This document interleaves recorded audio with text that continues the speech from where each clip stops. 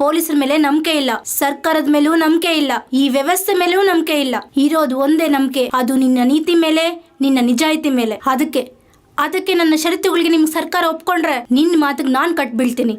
1, ನಮ್ಮ ದಲಿತರಿಗೆ ನಾವು ಕೊಟ್ಟ ಭೂಮಿಗಳನ್ನ ನೀವು ರಿಜಿಸ್ಟ್ರೇಷನ್ ಸಮೇತ ಅವ್ರಿಗೆ ಕೊಡಬೇಕು, ಅದನ್ನ ಅಪ್ರೂವ್ ಮಾಡಬೇಕು. 2, ನೀವು ಸೆರೆ ಹಿಡಿದ ನಮ್ಮ ಕ್ರಾಂತಿಕಾರನ ಬಿಟ್ಬಿಡ್ಬೇಕು.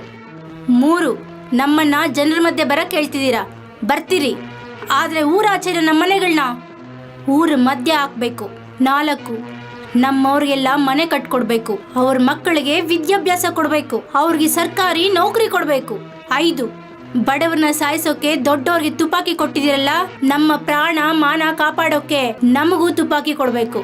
ನಮ್ಮ ದಲಿತರಿಗೆ ಅಂತ ಕೋರ್ಟ್ ಕಟ್ಬೇಕು. ಎಲ್ಲದಕ್ಕೂ ಮೀರಿ ನಮ್ಮ ಪ್ರಾಂತಿಕ ರಾಜ ಆಗಿ ಹೇಳ್ತಿರೋ ಅವನು ನಮ್ಮ ಜೀವನನೇ ನಾಶ ಮಾಡಿದವನು. ಎಷ್ಟೋ ಜನಗಳ ಕಣ್ಣೀರಿಗೆ ಕಾರಣ ಆದ್ರ ದೊರೆ ಮಂತ್ರಿ ಪದವಿಯಿಂದ ಕೆಳಗಡೆ ಬರಬೇಕು.